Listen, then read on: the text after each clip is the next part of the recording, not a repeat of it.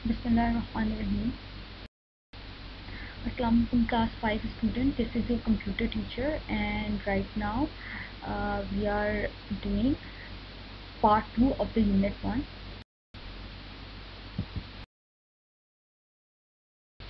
Unit 1, characteristic and evolution of computer. In the part 1 of this chapter, we already discussed about the first generation computers. Now we are discussing second, third, fourth and fifth generation of computers. First, second generation computer, 1959 to 1964. They use transistors as you can see in this picture. इस तरह की एक छोटी सी device होती थी, transistor. These transistors were used in the second generation computer. They were smaller, faster, cheaper and more efficient than first generation computer.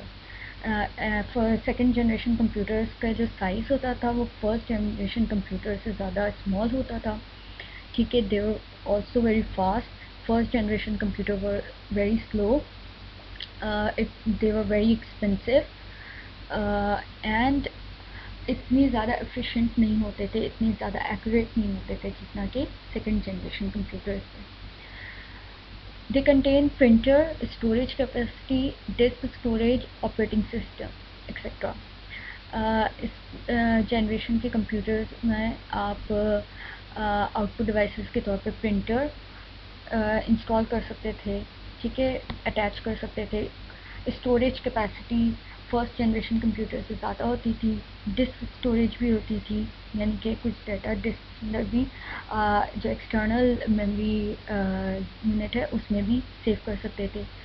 और operating system advance था.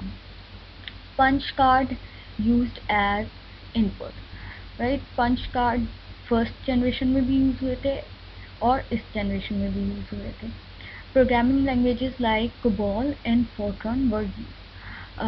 COBOL और Fortran प्रोग्रामिंग लैंग्वेज जिसमें प्रोग्रामिंग या coding की जा सकती थी वो यूज़ हो रही थी. Third generation computers 1964 to 1970. In this generation ICs were used, which is also known as integrated circuit chips, भी इसको कहते हैं, as you can see in the picture. ठीक है, इसमें सारा जो सर्किट था वो इंटीग्रेट हुआ होता था, यानी कि सब सम अप हुआ होता था. They were smaller in size as compared to the second generation. Second generation से ज़्यादा स्मॉलर होते थे. Large storage capacity and cheaper than the second generation. इसकी storage capacity as compared to the second generation ज़्यादा होती थी और इसी वजह से ये थोड़े सस्ते भी होते थे as compared to the second generation. Run different programs at same time. एक से ज़्यादा प्रोग्राम्स एक ही वक्त में रन किए जा सकते थे, जैसे कि आजकल के कंप्यूटर्स में होता है. Use keyboard and mouse as input and output devices. इसमें कीबोर्ड यानी कि इनपुट डिवाइस के तौर पे, माउस इनपुट डिवाइस के तौर पे यूज़ हो रहा था और मॉनिटर आउटपुट डिवाइस के तौर पे यूज़ हो रहा था. IBM 360 series and 370 series are the example of third generation computer.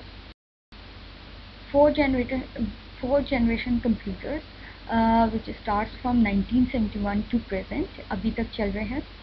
ठीक है, इनकी characteristics थी. First is microprocessors, a type of very large scale integrated circuit VLSIC used, which contain all the component of CPU on a single chip. ICC होते थे, जैसे कि third generation में ICC भी हुई थी, मगर ये थोड़ी सी इसमें और ज़्यादा चीज़ें इंटीग्रेट की होती थी, सम अप की होती थी. और पूरा जो एक तरह के कंपोनेंट होता है CPU का, जिसमें कंट्रोल यूनिट और अर्थमेटिक लॉजिक यूनिट आ जाता है, ALU, वो सारा एक ही सिंगल चिप पे होता था, जिसकी वजह से साइज और रिड्यूस हो जाता, छोटे हो गए थे. Perform multiple processing and control all parts of A system. एक वक्त में एक से ज़्यादा काम किया जा सकता था और इस वजह से डिफरेंट जो सिस्टम के पार्ट्स होते हैं उन सारों को कंट्रोल कराता था operating system. Input output devices, memory devices, इन सबको कंट्रोल कराता था. Decrease size and increase efficiency. As I earlier said कि इसकी साइज़ जो था वो ऑलरेडी डिक्रीज हो गया था, छोटे हो गए थे, और एफिशिएंसी, इनकी एक्यूरेसी और इनका काम करने का स्टाइल और भी ज़्यादा इंक्रीज हो गया था, फास्ट हो गए थे। Greater computing power and storage capacity, improved and cheaper storage devices than previous generation. ठीक है, कंप्यूटिंग पावर यानी कि एक वक्त में ज़्यादा काम करना, ज़्यादा प्रोसेसेस करना, ये ज़्यादा बढ़ गया था, एंड स्टोरेज कैपेसिटी भी बढ़ गई थी। ठीक है, बहुत ज़्यादा डाटा सेव कर सकते थे, और स्टोरेज डिवाइसेस जो थी वो as compared to the previous generation सस्ती भी थी, चीप थी। प्रीवियस जनरेशन की storage devices they were very expensive. Sharing space, data and storage capacity through networking. Right, networking start होती थी, एक कंप्यूटर को दूसरे कंप्यूटर के साथ कनेक्ट करके उसका डाटा और उसके स्पेस वगैरह को शेयर किया जा सकता था। IBM PC, Apple Macintosh are the examples. So yeah, these are the example of the fourth generation. Fourth generation आज के कंप्यूटर्स को ही कहते हैं। आप देख रहे होंगे कि इंटरनेट वगैरह सब कुछ यूज़ हो रहा है। कंप्यूटर का साइज़ और भी रिड्यूस हो गया है। कंप्यूटर्स जो हैं वो लैपटॉप यानी कि इतने छोटे साइज़ के आ गए हैं कि आप अपनी गोद में लेकर काम कर सकते हैं।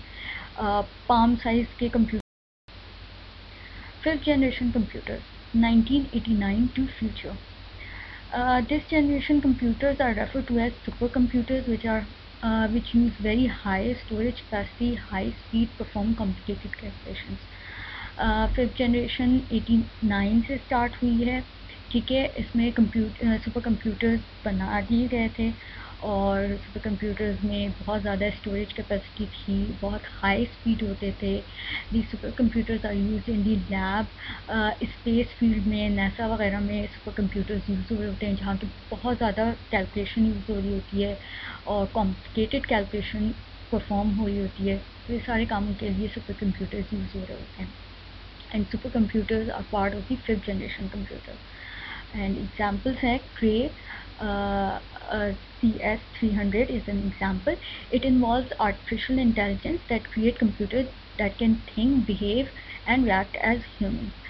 सुपर कंप्यूटर की जो सबसे बड़ी बात होती है, ये फिफ्थ जनरेशन कंप्यूटर की जो सबसे बड़ी बात है वो है आर्टिफिशियल इंटेलिजेंस, यानी कि किसी भी चीज़ में आर्टिफिशियली इंटेलिजेंस डालना। जैसे कि ह्यूमन के अंदर इंटेलिजेंस होती है, हम फील कर सकते हैं, हम सोचते हैं, हमें अगर कोई अचानक से ख़तरा महसूस हो तो हम उस हिसाब से रिएक्ट करते हैं, बिल्कुल ऐसे ही वो भी रिएक्ट कर सकते हैं। एग्जाम्पल है रोबोट्स, आपने देखे होंगे रोबोट्स आजकल किस तरह से आ रहे हैं, बिल्कुल ह्यूमन की तरह बिहेव कर रहे होते हैं। तो these are the examples of fifth generation computer.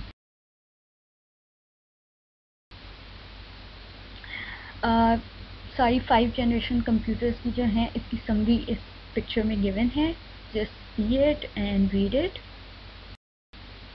Thank you class 5. This is the second part of the lesson 1. If you understood it, for the last part, watch the next video. Thank you.